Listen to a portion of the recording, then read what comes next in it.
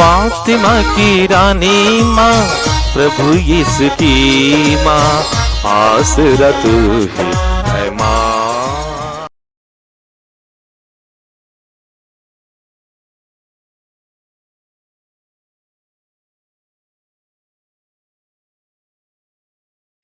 पहला पाठ लेवी ग्रंथ अध्याय 13 पद संख्याएं 1 से 2, 45 से 46 तक।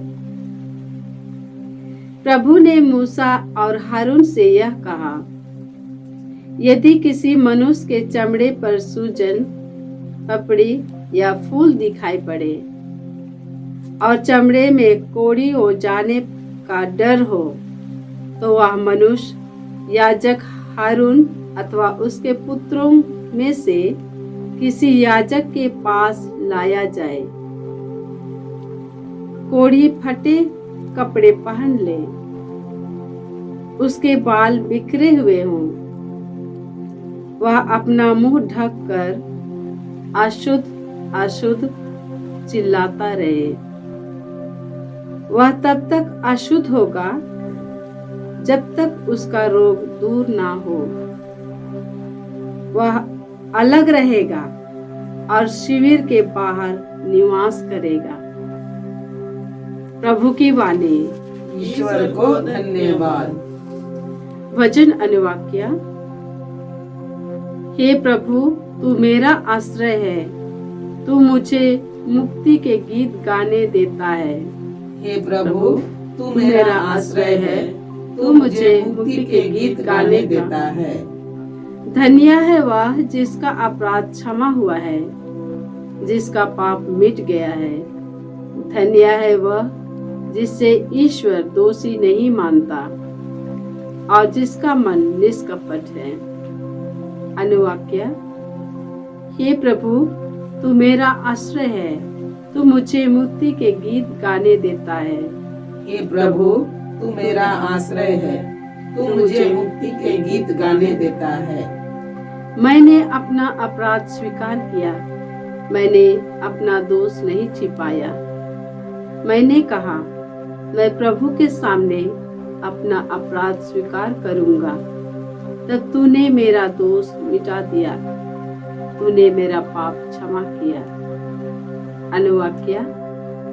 हे प्रभु, तू मेरा आश्रय है, तू मुझे मुक्ति के गीत गाने देता है। हे प्रभु, तू मेरा आश्रय है, तू मुझे मुक्ति के गीत गाने देता है। हे धर्मियों, प्रभु में आनंद मनाओ। हे प्रभु भक्तों, उल्लासित होकर आनंद के गीत गाओ। अनुवाक्य। हे प्रभु, तू मेरा आश्रय है, तू मुझे मुक्ति के गीत गाने देता है। हे प्रभु, तू मेरा आश्रय है, तू मुझे मुक्ति के गीत गाने देता है। दूसरा पाठ कुरिन्थियों के नाम संत पौलुस का पहला पत्र अध्याय 10 पद संख्याएं 31 से अध्याय 11 पद संख्या 1। आप लोग चाहे खाए या पिए या जो कुछ भी करें, सब ईश्वर की महिमा के लिए करें। किसी को ठोकर ना खिलाएं, ना यहूदियों को, ना यूनानियों को और ना ईश्वर की कलीसिया को। मैं भी अपने हित का नहीं बल्कि दूसरों के हित का ध्यान रखकर सब बातों में सबको प्रसन्न करने का प्रयत्न करता हूँ, जिससे वे मुक्ति प्राप्त कर सके। आप लोग मेरा अनुसरण करें, जिस तरह मैं मसीह का अनुसरण करता हूँ। प्रभु की वाणी। ईश्वर को धन्यवाद। जय घोष। Alleluia, alleluia.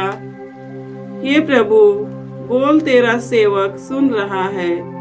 तेरे ही शब्दों में अनंत जीवन का संदेश है। अल्लेलुया।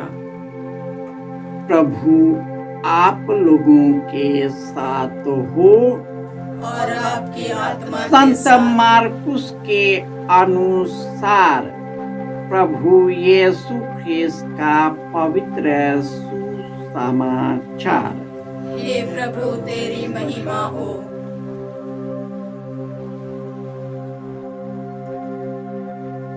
अध्याय 1 पद संख्याएं 40 से 45।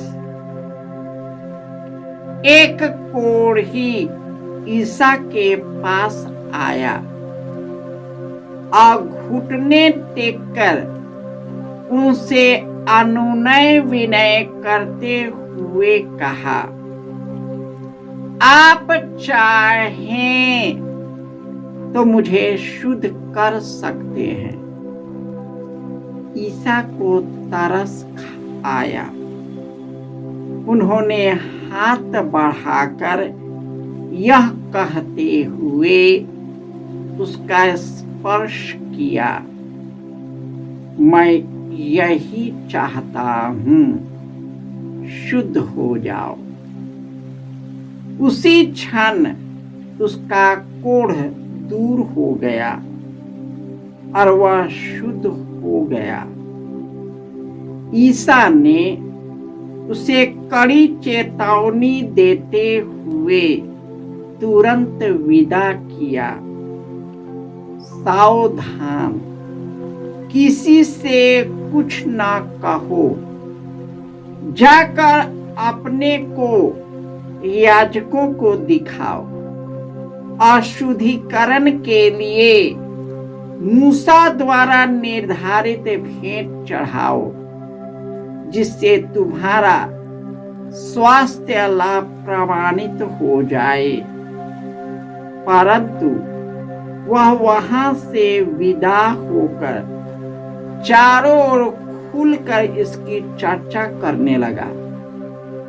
इससे ईसा के लिए प्रकट रूप से नगरों में जाना असंभव हो गया, इसलिए वह निर्जन स्थानों में रहते थे।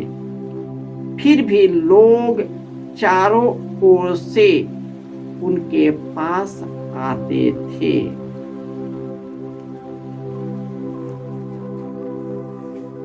यह प्रभु का सुसमाचार है। हे क्रिस्त तेरी स्तुति हो।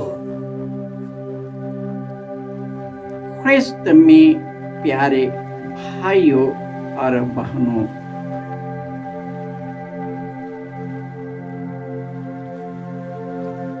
आज के दूसरे पाठ में संत पौलुस कहते हैं, आप लोग जो कुछ करे, खाए या पिए, सब ईश्वर की महिमा के लिए किया करे। आप किसी के लिए पाप का कारण न बने, सबों के हित के लिए आप अपने जीवन को अर्पित करें। जब हम ईश्वर में विश्वास करते हुए ईश्वर के साथ कार्य करने लगते हैं, हमारे अंदर में ईश्वर की महिमा होने लगती है और ईश्वर महिमामय कार्य हमारे और आपके द्वारा करने लगते हैं। आज के पहले पाठ में लेवी के ग्रंथ से प्रभु ने मूसा और हारून से कहा, यदि किसी मनुष्य के चमड़े पर सूजन, पपड़ी या फूल दिखाई पड़े, चर्म रोग का डर हो, तो उसे याजक हारून और उनके पुत्र को पास ले जाए। यदि वह व्यक्ति रोगी और अशुद्ध पाए जाए तो उसे अलग निवास पर रखे। लेकिन यीशु की शिक्षा इससे महान है। यह रोगी एक निर्जन प्रदेश अपने घर द्वार मनुष्य से अलग जीवन व्यतीत करता है। यीशु जानते थे कि उस स्थान पर रोगी रहते हैं, फिर भी यीशु उसी मार्ग से होकर चलते हैं। उसकी आहट सुनकर एक कुष्ठ रोगी उसके पास आकर उससे अनुनय विनय करने लगा, यदि आप चाहे तो शुद्ध कर सकते हैं। हमारा ईश्वर दयालु, करुणामय और न्यायप्रिय ईश्वर है। वह तरस खाकर उधार देता है और उस पर दया करता है। यीशु को बहुत दया आ गई और उसने सबसे पहले अपना हाथ बढ़ाकर उसका स्पर्श किया और एक इंसान की तरह कि जिस प्रकार सब ईश्वर के बंदे हैं, यह भी ईश्वर का पुत्र है। उन्होंने उसका स्पर्श किया और यह कहते हुए उसे स्पर्श किया, मैं यही चाहता हूँ, तुम शुद्ध हो जाओ। और वह उसी समय चंगा हो गया। ईश्वर जो भी कार्य किया, लोगों को कड़ी चेतावनी दी थी कि यह बात किसी को न कहे। लेकिन जो व्यक्ति ईश्वर के प्रेम का अनुभव कर चुका होता है, उसको कितनों भी रोकेगा, रुकने वाला नहीं। वह लोगों को पुकार पुकार कर कहने लगा कि यीशु ने मेरे लिए क्या किया है।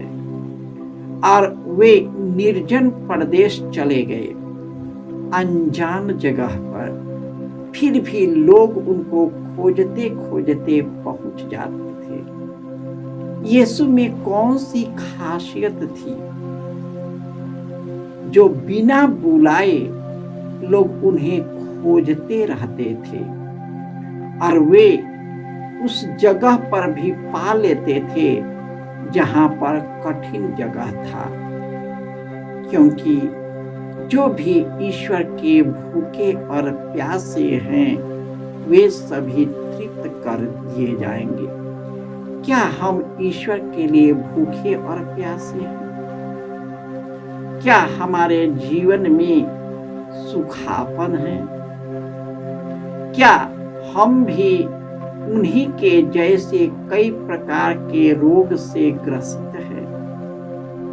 क्या हमारा जीवन अशांत है, शराब और नशे का गुलाम है, बुरे लत का गुलाम है, बुरी संगतियों का गुलाम है, बुराइयों का गुलाम है?